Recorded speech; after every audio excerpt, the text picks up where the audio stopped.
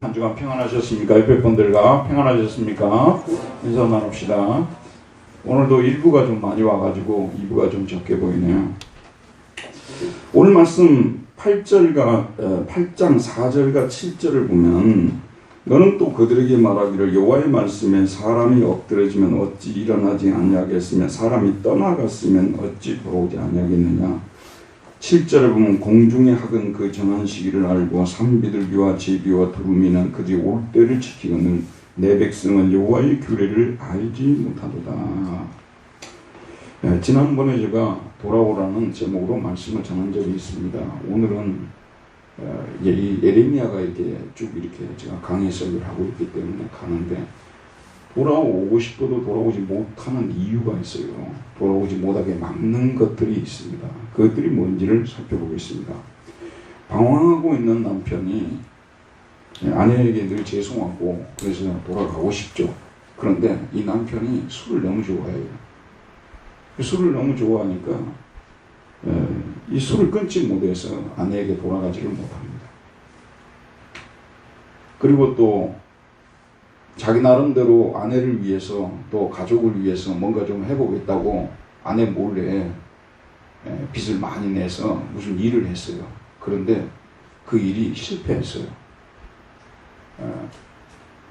아내가 이게 미안하죠. 근데 돌아가고 싶어요. 근데 그 빚을 청산을 못하니까 돌아가고 싶어도 돌아가지 못하는, 조금 제가 말씀드리면 이게 다 좋다는 뜻이 아니라 그래도 어느 정도 이해가 되는 부분이 있다는 것이죠. 그런데 어떤 경우는 아주 부정적인 이유 때문에 돌아가지 못하는 경우들이 있습니다. 아주 안 좋은 습성이 있어가지고 아주 마음이 안 좋아가지고 못돼가지고 이렇게 돌아가지 못하는 그런 경우들도 있다는 것이죠. 하나님과 관계도 비슷합니다. 우리 성도가 하나님을 떠나 방황할 때 하나님께서도 이해할 수 있는 이유들이 있습니다. 그러나 어떤 분들이 돌아오지 못하는 이유들은 그 이유들을 살펴보면 하나님이 되게 싫어하고 마음을 너무 아프게 하는 이런 경우들이 있다는 것이죠. 오늘 본문에 등장하는 이스라엘 백성들이 그랬습니다. 그들이 하나님께로 돌아오지 못하게 막는 이유들은 철저히 하나님께서 싫어하신 것들이었습니다. 첫 번째가 뭐냐면요, 이스라엘이 하나님께로 돌아오지 못하게 막는 이유들, 첫째, 거짓입니다. 거짓. 백성들이 거짓을 고집하고 있었기 때문이에요. 고집불통이라는 말을 쓰잖아요. 거짓을 고집하고 있는 거예요. 진리를 고집하고 있다면 얼마나 좋겠습니까마는 거짓을 고집하고 있어요. 그래서 5절 말씀, 우리 8장 5절 말씀 다시 한번 큰 소리 한번 읽어봅시다. 시작. 이 예루살렘 백성이 항상 나를 떠나 물러가면 어찌함이냐. 그들이 거짓을 고집하고 돌아오기를 거절하더라. 이 사람들은 항상 하나님께 이렇게 등을 돌리고 돌아오지 않는 거예요. 그런데 또 하나님이 싫어하는 쪽으로는 또 계속 또 가는 이런 상태를 지금 이제 말하는데, 그게 뭐냐면 고집을 부른다는 그런 말씀이죠. 고집을 부른다는. 그들이 거짓을 고집하고 있기 때문에 그런 거예요. 이 헤지쿠타 타르미트, 타르미트라고 되어 있는데 영어로 인디시트입니다. 어디 속에. 이게 거짓이라는 야지트 속에, 피난처 속에, 거짓이라는 야지트 속에 들어가서 자신들의 고집을 더 강화시키고 있는 거예요. 이 영어 NIV에서는 they cling to the deceit라고 되어 있습니다. 이게 거짓에 딱 달라붙어 있어가지고 못 돌아오는데, 지금 이 거짓이 문제예요. 거짓이 이스라엘 백성들이 이 거짓에서 빠져나오지를 못하는 거예요. 거짓말을 너무 잘한다 그런 말씀이에요. 거짓을 고집하고 돌아오라고 진실을 말하면 말할수록 그들은 거짓을 피난처로 삼고 거짓 속으로 더 피하며 고집을 피운다는 말씀입니다. 두 번째, 그러면 이들이 왜 이렇게 거짓을 고집하고 그렇게 하느냐? 선지자들이, 서기관들이 진리가 아니라 거짓을 가르쳤기 때문입니다. 8절에 보면 너희가 어찌 우리는 지혜가 있고 우리에게는 여호와 율법이 있다 말하겠느냐? 우리는 지혜가 있고 우리에게는 율법이 있다, 토라가 있고 호크마 지혜가 있다 이렇게 말하겠느냐? 참으로 서기관의 거짓의 붓이 거짓되게 만들었다 이렇게 말하고 있어요. 하얀 낭이 아시아는 만들다는 뜻이에요. 그들은 자신들이 지혜가 있고 자신들에게 율법이 있다고 자신만만해 했습니다. 그러나 그런 것들은 진리가 아니라 거짓이었습니다. 근데 왜 이들은 이처럼 거짓된 가르침을 신뢰하고 있을까요? 그들에게 지혜와 율법을 가르치는 거짓 서기관들이 있었기 때문에 그렇습니다. 여러분, 예나 지금이나 멸망의 원인 제공은 지도자가 하는 것입니다. 그래서 지도자를 잘 만나는 복을 받아야 돼요. 지도자 잘못 만나면요, 학교에 아이들을 초등학생들을 학교에다 보낸단 말입니다. 물론 중고등학교도 보내죠. 선생님 누구냐? 굉장히 학부모들이 예민합니다. 학부모들이 굉장히 예민하죠.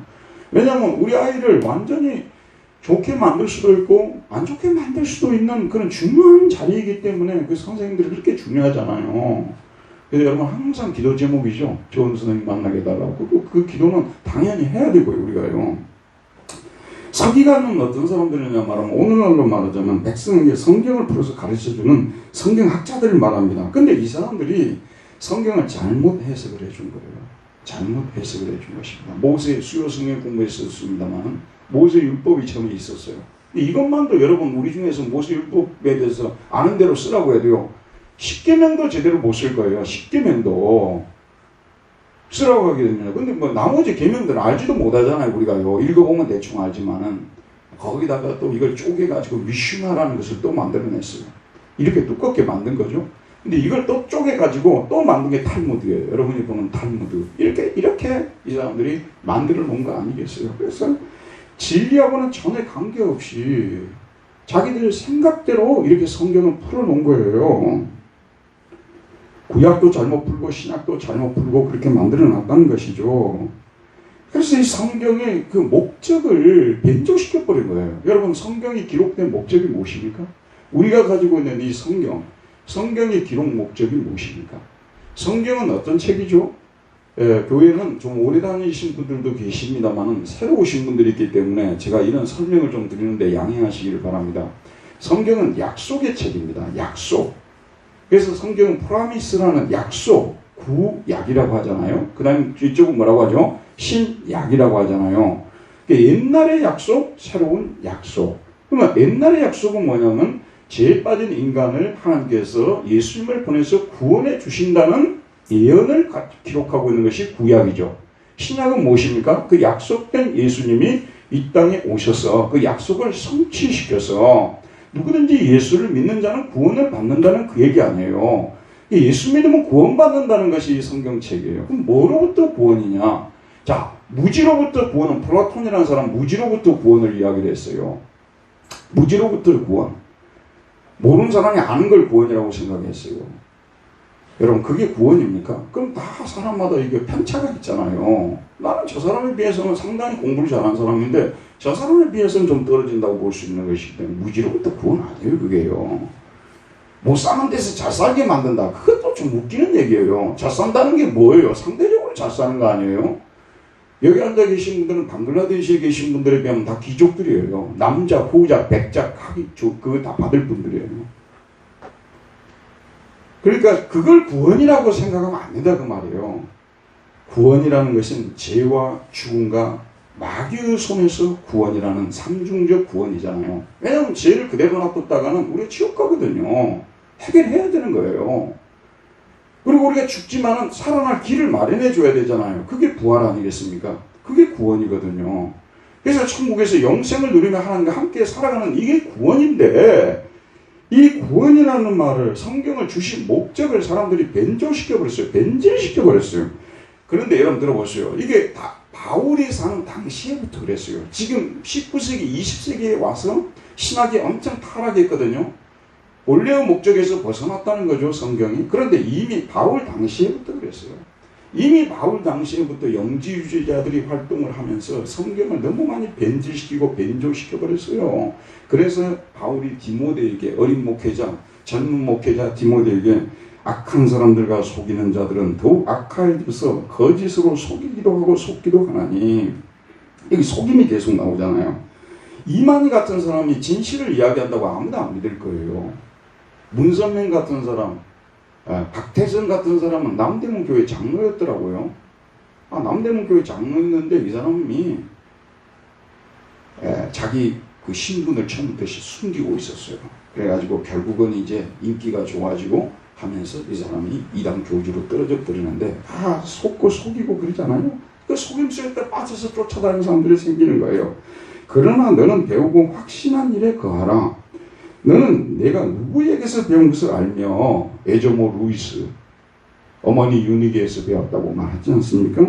어려서부터 성경을 알았나니 성경은 능히 너로 하여금 그리스도 예수 안에 있는 믿음으로 말미암아 구원에 이르는 지혜가 있게 하느니라. 돈 벌게 하는 지혜가 있는 게 아니에요. 여러분, 돈 벌려면 경제학 교과서를 봐야 되고요. 여기는 뭐라고요? 구원에 이르는 지혜가 있게 만들죠. 책의 용도가 다 틀리죠. 성경은 문법책, 문학책이 아니에요. 성경은 역사책이 아니에요. 성경은 구원에 이르는 지혜를 가르쳐주는 책이에요. 죄와 죽음과 마귀로부터 우리가 어떻게 구원을 받을 수 있느냐, 여기에 관한 책이 성경책이에요. 모든 성경은 하나님의 감동으로 된 것으로 교훈과 책망과 바르게 함과 의로 교육하기에 유익하니 이는 하나님의 사람으로 온전하게 하며 모든 선한 일을 행한 능력을 갖추게 하느니라. 모든 성경은 하나님의 감동으로 된 것으로 교훈과 책망과 바르게 함과 의로 교육하기에 유익하니 이는 하나님의 사람으로 온전하게 만들고 모든 선한 일을 행한 능력을 갖추게 하느니라. 여러분, 이 성경책을 읽으면요 자꾸 사람들이 선해져요. 동의하시죠, 여러분? 성경책을 읽으면 악해지는 게 아니에요. 성경책을 읽으면 계속 사람이 선해지게 되어 있습니다. 자기도 모르게 선한 사람으로 변화되어지는 거예요. 사람을 선한 사람 만들기 위해서 이 책이 쓰여진 것이라는 그런 말씀이에요. 그래서 하나님이 기뻐하는 사람, 또 하나님의 뜻을 이 땅에 행하는 사람, 이게 성경이 기록된 목적인데 너무나 많은 이 성경학자들이 나와가지고 성경을 이상하게 만들어버리는 거예요. 이 성경을요. 여러분, 신학교에 가는 분들 중에서요 진짜 나중에 가난한 성도로 변한 사람들이 적지 않아요. 지금도 아예 신학교 목사님들 교회 안 나간 분들도 많아요. 왜냐하면 맨날 가고 비판만 배우거든요. 성경을 믿으려고 하는 것이 아니라 계속 비판만 배우는 거예요. 그래서 지금까지 없던 얘기를 해가지고 유명해지게 되고 이래가지고 정말 안타까운 사람들이 많습니다. 그래서 여러분, 정말로 하나님의 특별한 소명이 없으면요 이렇게 목사들이라는 생각을 하지 말아야 돼요. 하지 말아야 되고, 왜냐하면 책임 있는 자리에 서기 때문에 잘못 가르쳐 놓으면 큰 책임을 얻거든요. 여러분 잘 들으시면 저는 이 설교를 한 10번도 더 했을 거예요. 아마 20번, 100번도 더 했을지도 모르겠어요. 지도자는 책임을 져야 되는 사람이에요. 자기가 어떻게 가르쳤는지 하나님 앞에 나중에 서서 하나님 앞에 심판을 받으려고 오는 거예요. 그래서 함부로 지도자가 되라고 하지 말았어요. 그러니까 똑똑한 체 하지 말고 성경만 가르치라고 말이에요. 왜 성경을 갖다 다른 거하고 섞어가지고, 아니 성경을 가르치면 왜 정치하고 성경하고 연결시키고 정치인을 만들어버리냐 그런 말이에요. 정치하고 성경하고 다른 거예요, 여러분. 정치의 목적이 무엇입니까, 여러분? 권력을 잡는 거 아니겠어요? 거짓말을 밥 먹듯이 하는 사람들이에요. 그 사람들은요. 자기들끼리 막 악수해놓고 그 다음에 카메라 안 보이게 되면 막 또 서로 또 막 욕하고 비방하고, 또 욕하고 비방했다 카메라 돌아서면 또 손잡고, 그런 사람들이 정치인들이에요. 정치학은 정치학이고 성경은 성경이에요. 하나님은 정치도 중요시 여기서 정치 지도자들을 이 땅에 세우시고 이 하나님이 원하는 정치를 펼치게 하는 거예요. 그러나 성경하고 섞어놓으면 안 된다고 말이에요. 이 책을 용도 배경을 해버리려고 한다 그런 말씀이에요. 이게 얼마나 나쁜 것입니까? 얼마나 잘못된 쪽으로 사람을 이끄는 것입니까? 그래서 이런 부분들에 대해서 이런 것들을 이제 배운다고 말이에요. 이렇게 배우게 되면 뭐냐면 그것이 거짓인데, 진리가 아닌데 진리라고 굳건히 믿고 있어요. 여러분, 한번 잘못된 것을 진리라고 믿으면요 그거 바꾸기 어렵습니다. 아예 처음부터 새로 가르쳐야지.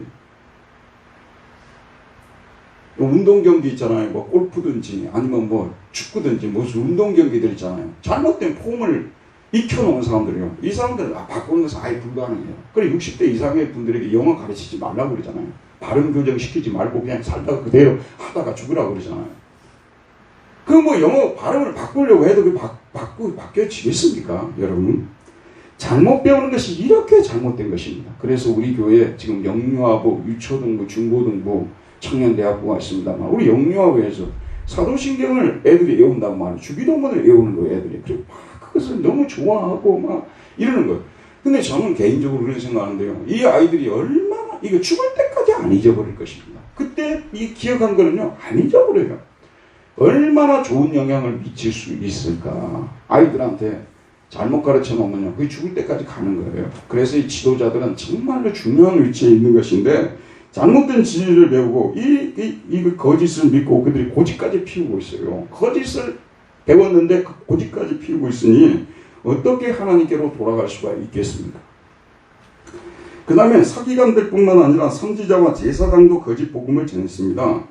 그들은 백성에게 평강이 없었지만 평강이 있다고 전했습니다. 11절 말씀 우리 한번 보도록 할게요. 자, 11절입니다. 시작. 그들이 딸 내 백성의 상처를 가볍게 여기면서 말하기를 평강하다 평강하다 하나 평강이 없도다. 내 백성의 상처를 여기면 가볍게 여기다고 되는데요. 이 라파 동사를 쓰고 있어요. 치료해주면서.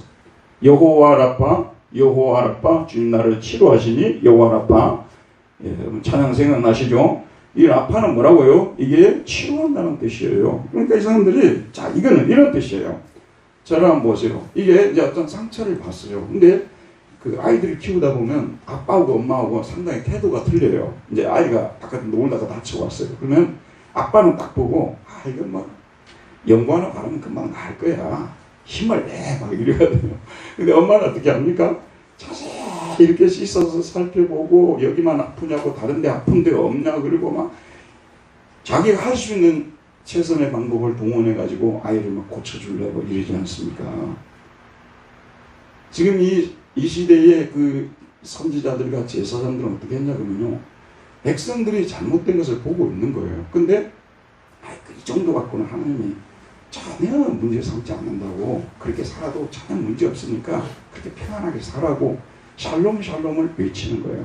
저는 지금까지 저희 목회를 이렇게 돌이켜보면, 여러분들 제가 이렇게 말씀을 했다고 해서 여러분이 그대로 사는 건 아니에요.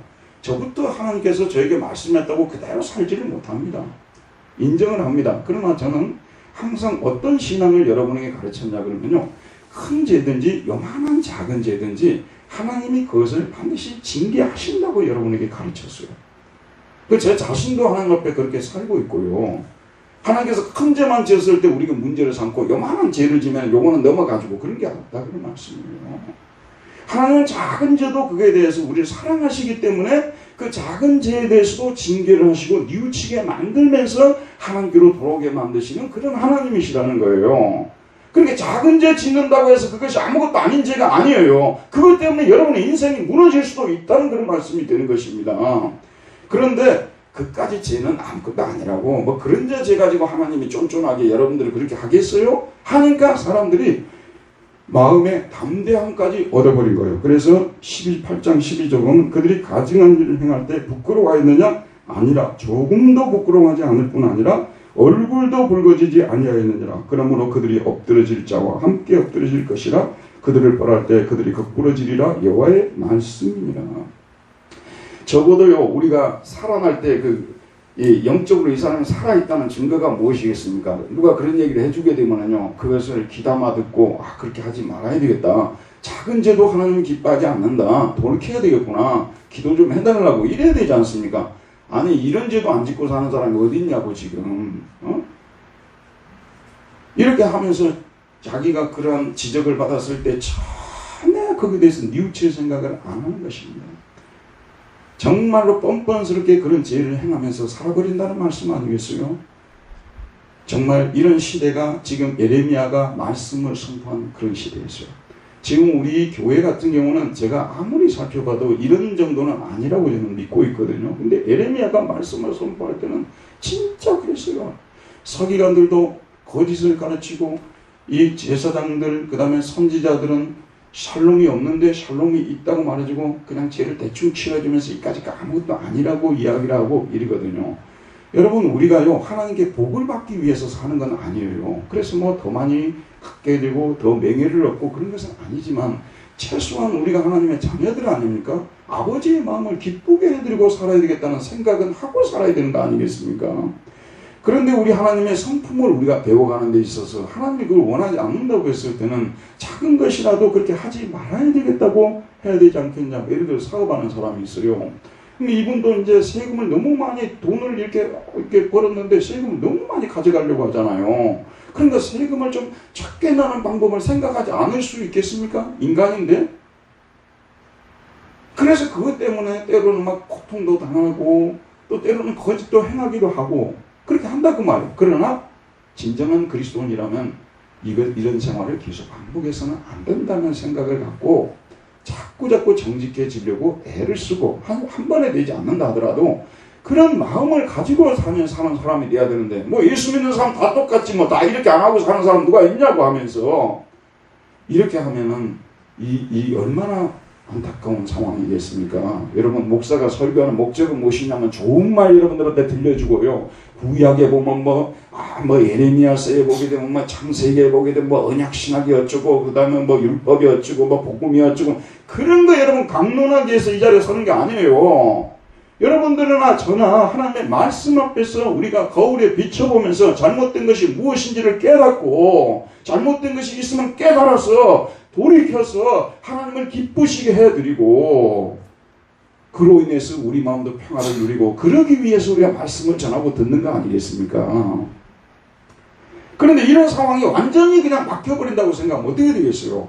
말씀을 전하는 사람도 그냥 사든지 죽든지 그냥 전해버리고 그 다음 말씀을 받는 사람도 그냥 교회 한번 온 걸로 그냥 족하고 만족하고 돌아서면 똑같은 죄를 반복하여 짓고 그러면 여러분 진짜 하나님 두려운 줄 알아야 돼요. 많은 성도들이 하나님 별로 안 두려워하거든요. 입으로만 두려워해요. 폼으로만 두려워해요. 그거 안 된다니까 제가 누차 이야기하지만요. 하나님 진짜 살아 계시다니까 여러분. 그 하나님이 우리의 일거수일투족을 다 보고 있는 거예요. 마음의 상태를 보고 있는 거예요. 그 다음 세 번째 그들이 못 돌아가는 거짓된 혀예요. 거짓된 혀.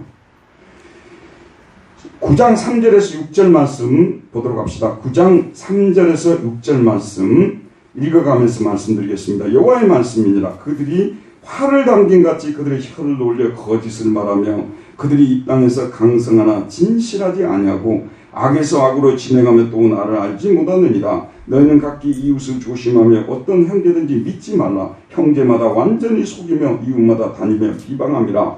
그들은 각기 이웃을 속이며 진실을 말하지 아니하며 그들의 혀로 거짓말하기를 가르치며 악을 행하기에 지치거늘 네가 사는 곳이 속이는 일 가운데 있도다. 그들은 속이는 일로 말미암아 나를 알기를 싫어하느니라. 여호와의 말씀 여기 보세요. 속인다는 말이 얼마나 반복되고 있습니까? 얼마나 반복돼서 계속 속인다 거짓말한다 막 이러지 않습니까? 거짓이 생활화된 거예요. 습관화되어 있어요. 이분들은 입만 열면 우리가 보통 얘기하고 그 사람 입만 열면 거짓말한다 그러잖아요. 가끔 정치인들 보게 되면 입만 열면 거짓말하는 것 같아요. 입만 열면 거짓말하는 거짓이 생활화되어 있다니까 습관화되어 있어요. 그래서 나중에 저 사람 입에서 나오는 말은 한마디도 진실이 아니다 이런 정도가 돼버린 거예요. 하나님께서는 멸망을 즐기시는 분은 아니지 않습니까? 심판을 즐기는 분이 전혀 아니시죠. 이렇게 거짓말을 살면서도 뻔뻔하게 하나님 백성이라는 이름을 갖고 사니 하나님께서 얼마나 고통스러워하고 힘들어 하시겠습니까? 이런 거짓이 서로 공동체에서도 전혀 진실을 말하지 아니하고 이렇게 사는 이런 것들이 결국은 하나님께로 돌아가지 못하게 막는 것입니다. 그들이 하나님께로 돌아가지 못하는 이유는 그들의 거짓 때문이었습니다. 그들은 진리가 아니라 거짓을 믿고 고집을 피웠습니다. 그 거짓을 거짓 서기관들로부터 배웠기 때문입니다. 또한 거짓 복음을 전하는 선지자들과 제사장으로부터 거짓 평화를 보장받았기 때문입니다. 이로 인하여 그들은 거짓이 혀에 달라붙었고 거짓이 생활화되어 이 거짓 때문에 하나님께로 돌아가지 못했습니다. 그 다음에 크게 두 번째, 지혜가 없어서 여호와를 알지 못했기 때문에 돌아갈 수 없었어요. 이 시대의 사람들은 그들이 지도자들이나 백성들이든지 간에 모두 다 자신들이 지혜로운 사람들이라고 자랑하고 다녔습니다. 자신들은 자신들의 시대에서 최고의 지혜를 가진 사람들이어서 자신들에게 다가오는 어떤 난관도 극복하고 살아남을 수 있다고 자신감에 사로잡혀 살았습니다. 에레미야는 이렇게 스스로 지혜롭게 여기는 자들을 책망합니다. 너희가 8장 8절에 보면 어찌 우리는 지혜가 있고 학함임 우리에게는 여호와 율법 토라가 있다고 말하겠느냐. 참으로 서기관의 거짓의 붓이 거짓되게 하였나니 지혜롭다는 자들은 부끄러움을 당하면 두려워 떨다가 잡히리라. 보라, 그들이 여호와의 말을 버렸으니 그들에게 무슨 지혜가 있으라. 참 이 말씀이 은혜가 되지 않습니까? 여러분 저를 보세요. 우리 가끔 기도할 때 하나님 저에게 지혜를 주시옵소서, 우리 아이에게 지혜를 주시옵소서 그러거든요. 그는 똑똑해지고 명철해지라는 얘기를 잘못 기도하고 있는 거예요. 지혜와 지식은 다른 겁니다. 지혜와 명철은 다른 겁니다. 명철은 공부해서 명철하게 되는 거지 하나님께 구해가지고 이렇게 되는 게 아니에요. 물론 공부 잘하게 우리가 기도할 수는 있겠지만 지혜는 여호와의 말씀에 따라 사는 것이 지혜예요.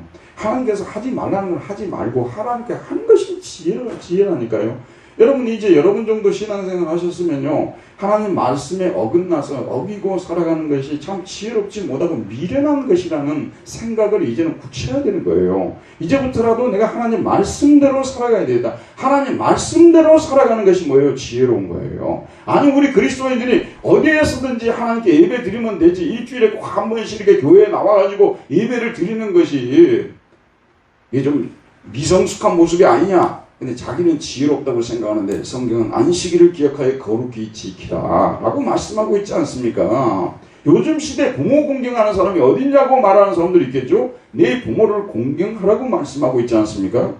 도둑질 적당히 하고 사는 것이 인생이지 뭐 그 재미로 사는 것이 인생이지만 도둑질하지 말라, 이것이 지혜라는 말씀 아니겠어요? 근데 이렇게 하나님의 말씀을 던져버린 사람들에게 무슨 지혜를 논할 수가 있냐는 게 진짜 미련한 사람들이에요. 하나님의 말씀을 던져버린 사람들은 무슨 지혜가 있으라 그랬잖아요. 9장 12절에 보면 지혜가 있어서 이 일을 깨달을 만한 자가 누구냐라고 말했고요. 그 다음에 9장 23절 24절 이 구절만 우리 한번 찾아보도록 합시다. 23절과 24절입니다. 9장 23절 24절은 전에도 제가 여기에 대해서 이 구절에 대해서만 설교한 적이 있는데 23절과 24절 같이 읽읍시다. 시작. 여호와께서 이와 같이 말씀하시되 지혜로운 자는 그의 지혜를 자랑하지 말라. 용사는 그의 용맹을 자랑하지 말라. 부자는 그의 부함을 자랑하지 말라. 자랑하는 자는 이것으로 자랑할지니 곧 명철하여 나를 아는 것과 나 여호와는 사랑과 정의와 공의를 땅에 행하는 자인 줄 깨닫는 것이라. 나는 이 일을 기뻐하노라. 여호와의 말씀이니라. 지혜롭다고 자기는 정말 이 세상에 어떤 세상이 되어도 이 세상을 헤쳐나올 수 있는 지혜를 가지고 있다고 자랑하지 말아라 그 말이에요.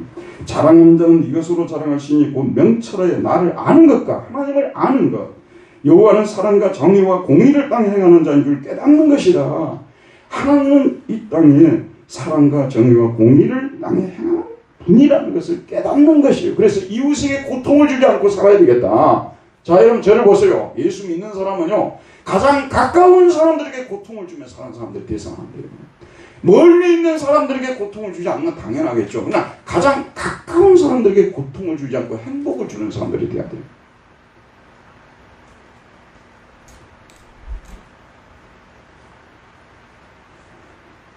이것이 바로 지혜예요. 우리가 우스갯소리로 그러지 않습니까? 나이가 들면 60이 넘어가게 되면 남편들이 자기 부인들 전에는 다 멀리하고 있던 사람들도 막 가까이 한다 그러잖아요. 그게 이제 이 부인이 나를 버리면 큰일 난다는 그런 생각을 하기 때문에 그러지 않겠습니까? 나름대로 체득한 지혜 아니겠어요? 근데 우리는 그래서 그런 게 아니라 성경 말씀에 여러분 저를 보세요. 진정한 거룩, 그 다음에 진정한 신앙은요, 가까운 사람들에게 기쁨을 주는 사람들이 돼야 되는 거야. 나는 참 이 부분에서 예수 잘못 믿는 분들이 진짜 많다고 생각해요.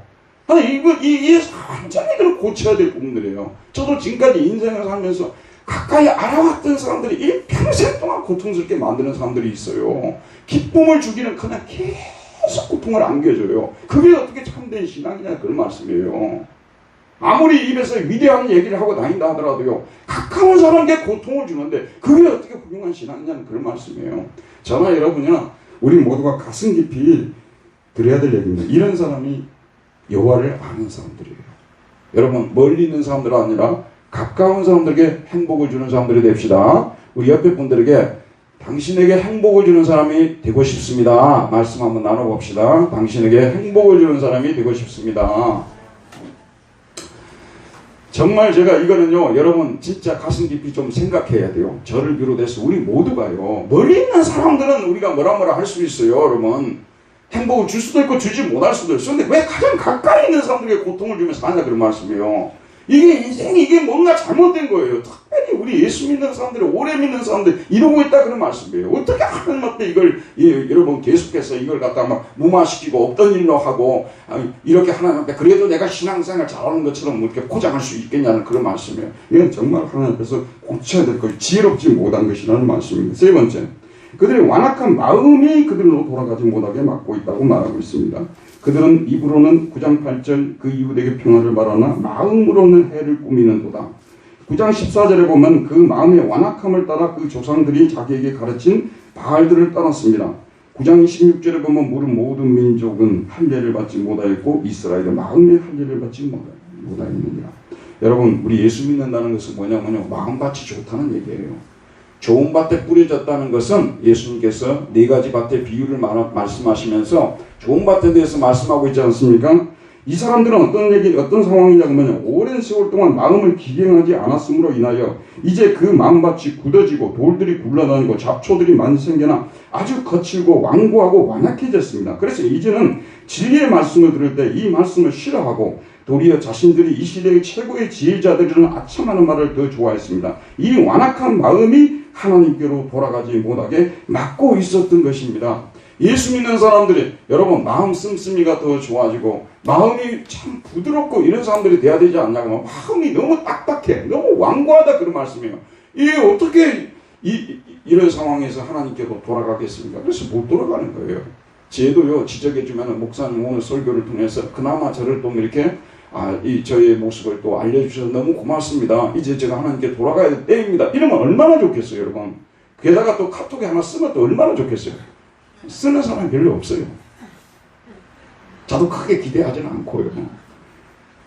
그러니까 그런 마음을 우리가 가져야 되지 않냐고. 그런 마음을, 그러니까 자꾸 하나님 말씀은 우리가 이 마음 속에다 부어 넣어야 돼요. 그래야 이 마음이 부드러워지는 거 아니겠습니까? 여러분, 피부를 촉촉하게 만들려면 어때야 돼요, 여러분? 피부를 촉촉하게 만들면 어떻게 해야 됩니까? 세수를 계속해서 해야 되고 뭐 이렇게 또 하는 거 있잖아요. 그런 것도 하고 마사지도 하고 이래 이게 피부가 촉촉해지는 거지. 가만 놔두게 되면 우리 마음은 거칠어져 버리는 거예요. 계속 하나님의 말씀을 계속해서 넣어줘야 되는 거예요. 그리고 부부가요, 행복해지는 비결도 뭐냐면요, 현재의 상태에서 상대방의 약점을 꼭 찔러서 얘기하는 것보다 좋은 점을 자꾸 이렇게 칭찬해주고 높여주고 이런 것이 좋다, 그런 말씀이에요. 그러면 이제 이 상대방 마음도 조금 더 부드러워지는 거죠. 근데 상황은 똑같은 상황이에요. 근데 내가 좋은 말 해주는 거가 안 좋은 말 해주는 거, 그 차이일 뿐이 아니겠어요? 좋은 말씀을 자꾸 이렇게 들어야만 우리 마음이 좋아지게 되는 것입니다. 자, 돌아가도 되고 안 돌아가도 되고 내 마음 아닙니까? 이렇게 하지 마세요. 13절에 보게 되면 여호와의 말씀이니라 내가 그들을 진멸하리니 포도나무에 포도가 없을 것이며 무화과나무에 무화과가 없을 것이며 그 잎사귀가 마를 것이라 내가 그들에게 준 것이 없어지리라 하셨나니. 저는 이렇게 생각하니까요, 이 말씀을 읽고 무슨 생각이 나냐 그러면, 어렸을 때 우리 마을은 포도를 재배하는 마을도 아니고요, 사과를 재배하는 마을도 아니고 배를 재배하는 마을도 아니었어요. 근데 우리 마을에 항상 제가 지금도 기억이 나는데 감나무들이 그리 많았어요. 감나무들이. 그래서 이렇게 길을 지나다 보면 감이 막 이렇게 막 열려가지고 가을이 되면 막 감이 이렇게 막 이게 노란 감들 있잖아요. 누런 감들이, 이런 것들이 다 이렇게 있어요. 그러면 그게 그렇게 풍요롭게 보였어요. 여러분 한번 생각해 보세요.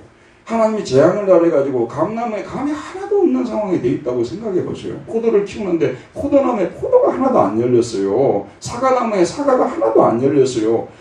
자, 하나님께서 우리 인생을 구원하실 때는 뭐냐 그러면요, 우리에게 막 큰 부자를 만들어 주시겠다는 것은 아니지만 그래도 우리가 순종하고 살아갈 때 하나님께서 우리에게 먹을 것을 주시고 입을 것을 주시고 이와 같은 풍요함을 우리에게 허락해 주셔서 그런 것들을 누리며 살게끔 해주신 거 아니겠어요? 그런데 하나님을 이 모양 이 꼴로 섬기는데 돌아오지도 않고 그러고 있는데 하나님께서 그들의 삶 속에 이런 복을 내리시겠냐는 그런 말씀입니다. 근데 더 안타까운 것은요, 이 8장 14절부터 16절까지 나와 있는 17절까지 나와 있는 이 말씀은요, 진짜 읽고도 싶지 않고요, 고통스러운 그런 말씀이에요. 이건 뭐냐면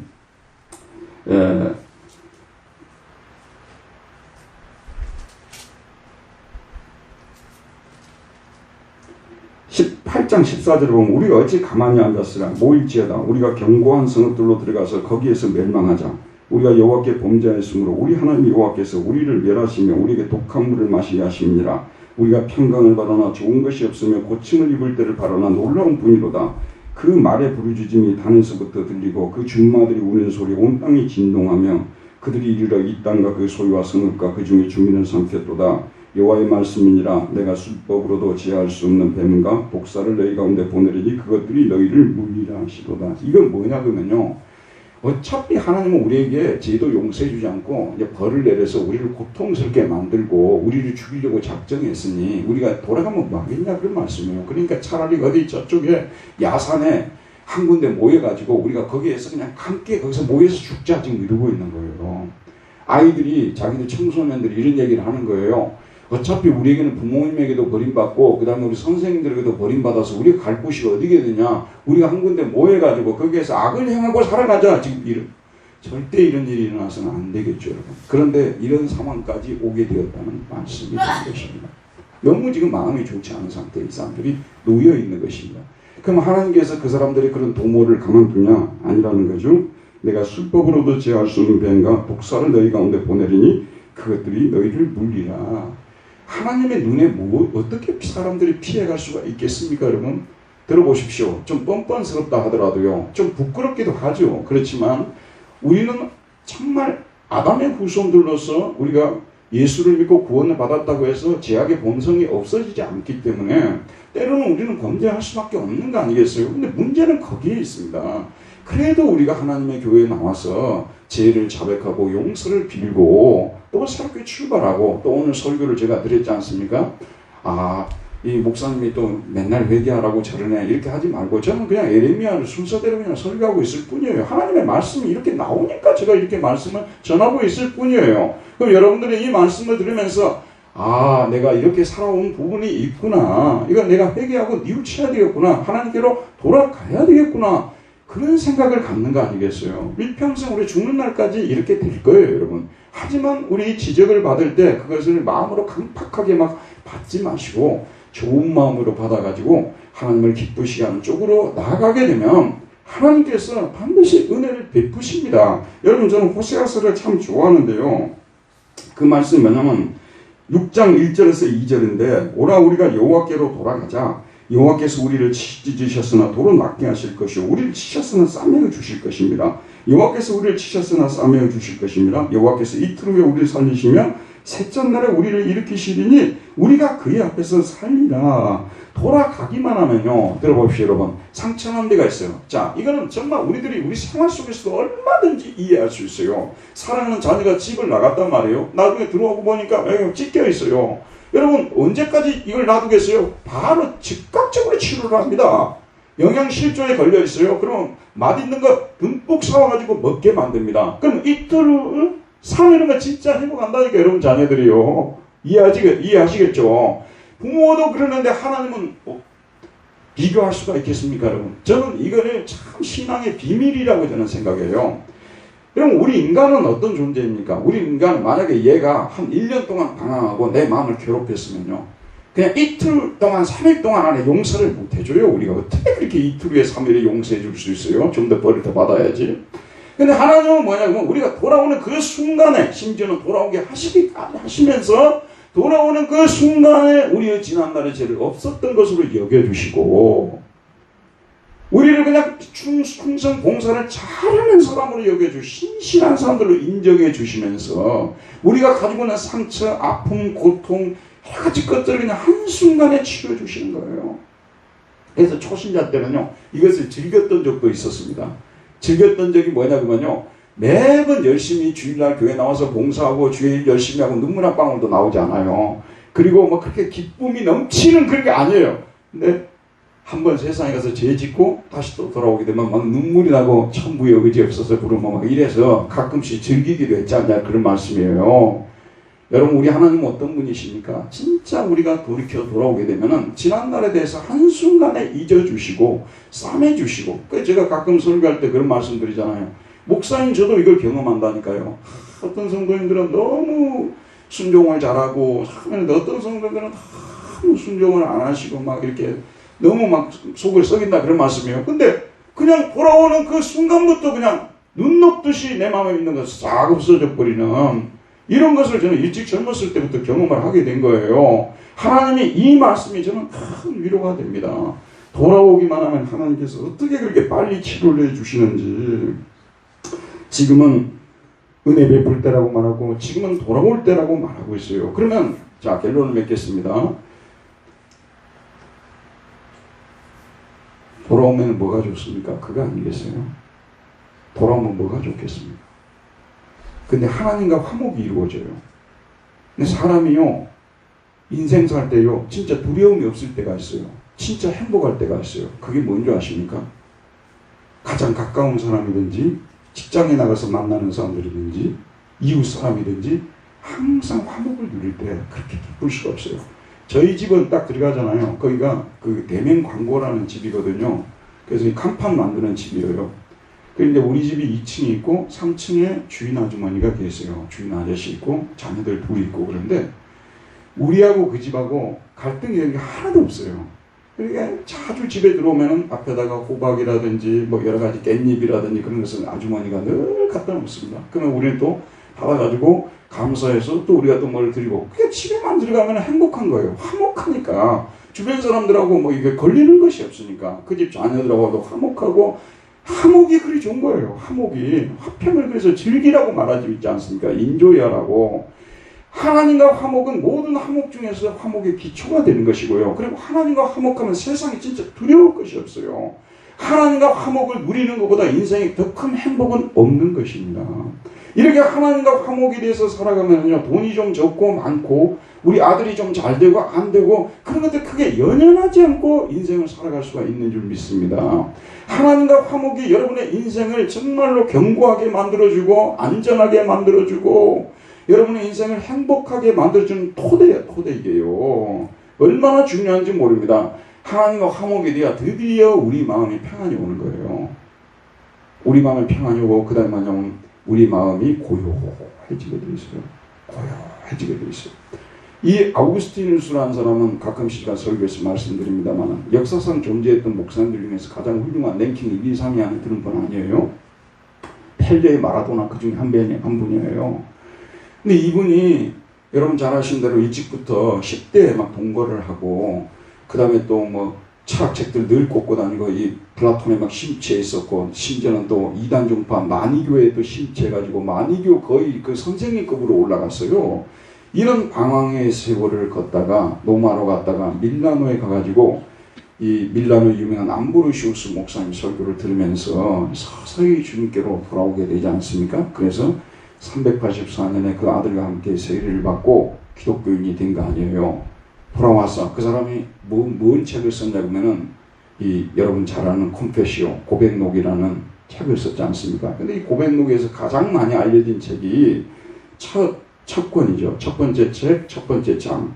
거기에서 그 유명한 당신은 당신을 찬양하는 것이 우리의 기쁨이 되도록 하십니다. 왜냐하면 당신은 우리를 당신을 위하여 창조하셨기 때문이고 인크비에툼 에스토 코르 노스토름 너네클 레크스카인테 마지막 문장 우리가 늘 말하고 있습니다. 왜냐하면 당신은 우리를 당신을 위하여 창조하셨기 때문이고 우리 마음이 당신 안에 쉴 때까지는 고요하지 않기 때문입니다. 라고 말했지 않습니까?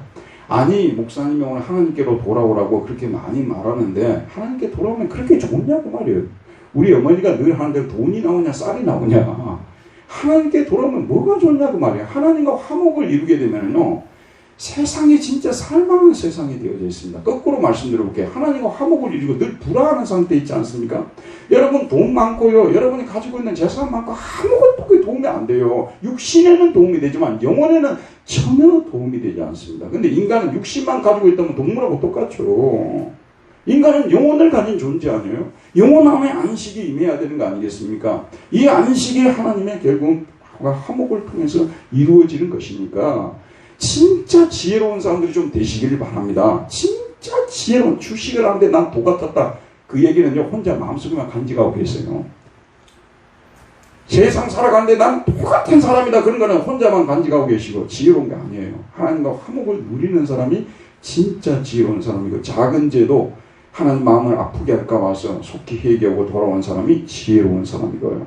이렇게 살아가게 될 때 우리는 어떤 환경에서도 흔들리지 않는 평화를 누리고 안식을 누리며 살아가는 그런 사람들이 되는 줄 믿습니다. 은혜로우신 하나님, 오늘도 생명의 말씀을 우리에게 보내주셔서 또 이 말씀을 통해서 우리를 돌아보게 해주시고, 우리로 하나님께 돌아가지 못하게 막는 것들이 무엇인지 다시 한번 생각하게 하셔서 그 죄를 또한 회개할 수 있는 그런 마음까지 주시니 감사드립니다. 그 마음이 생기기를 기도합니다. 예수님 이름으로 기도했습니다. 아멘.